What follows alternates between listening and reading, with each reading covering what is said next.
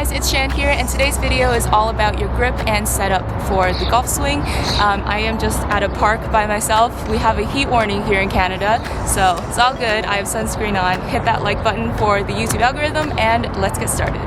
First up, it's important to check that your club face is square to the target, and what I mean by that is simply the club face is facing your target. Now I am demonstrating a closed club face, which actually means that your ball will likely go to the left. Now I'm showing you an open club face, and what that means is the ball is likely going to go right and high. Hello, welcome to the golf grip portion of this video where I'm going to teach you how to do the interlock grip and baseball grip if that is what you want.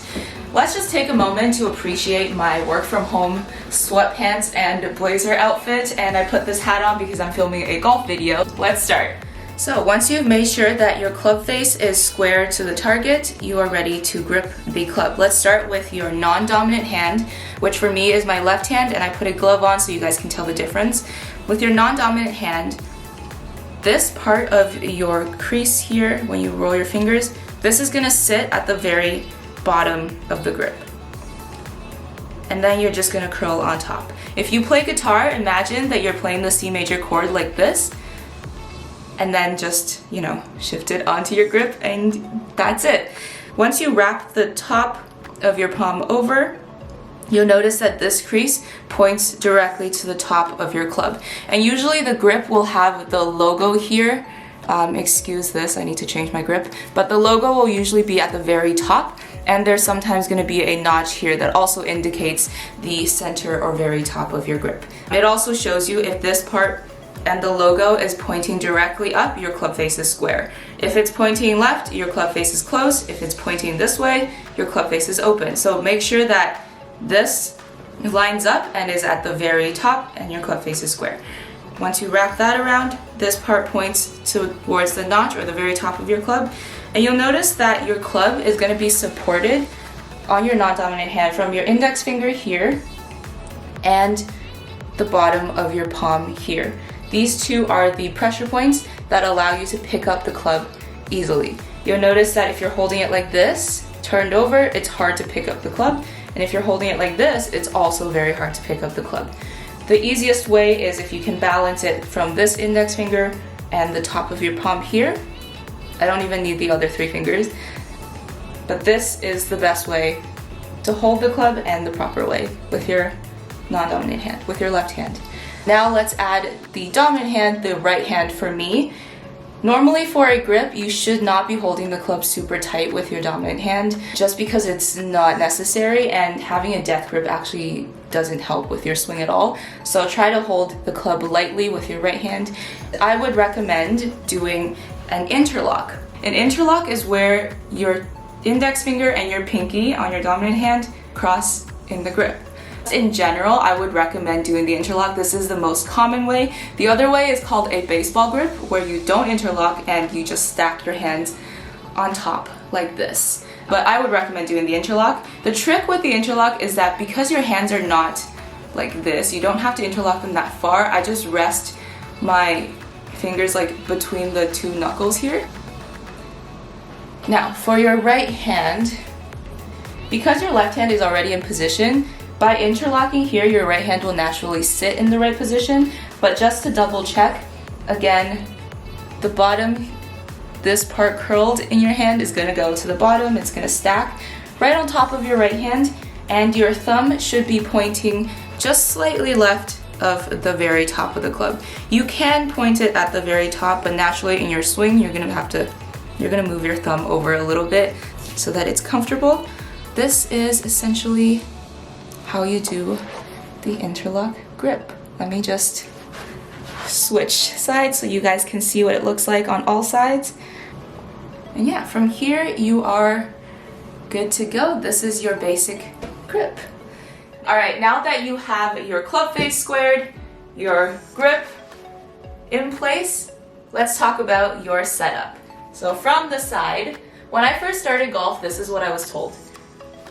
Pretend you're like just starting to squat, but like very little, just the very top. Butt out, make sure your back is straight, let your arms hang naturally in this position, and this is where you're gonna grip the club. There's no need to go like this. It doesn't help with your swing at all. Just make sure your arms fall naturally, and this is the angle that you'll have. You'll notice this is not a straight line. There is a little bit of an angle here.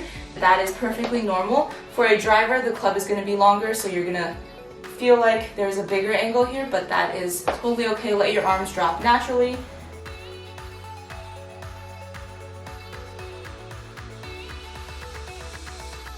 From the front, your left arm, or if you're right-handed, your non-dominant arm, your left arm is going to be a straight line down to your clubs, and your right arm is going to come around and meet your left hand, like this. And make sure that your butt and your head are aligned and centered. Don't go like this or this way. Make sure that you are just naturally centered. Everything is in line. This arm, club, straight. And now you are set up to start swinging.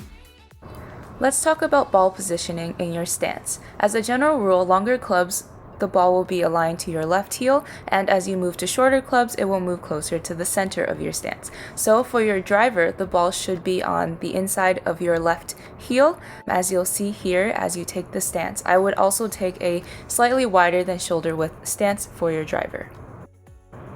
Now for your woods, namely your 3 and 5 woods, I would place the ball closer to your left heel, but not quite as far left as your driver. Definitely make sure that it is left of center from your stance, and you're good to go.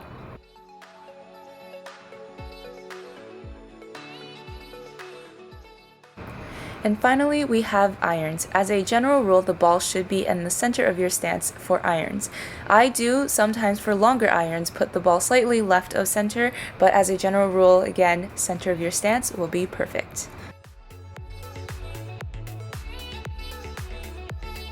In the next video, I am going to talk about your golf swing. We're going to start from the very bottom of your swing because that's honestly the most important part, is the impact part of your swing, all the way building up to a full swing. So stay tuned for that video.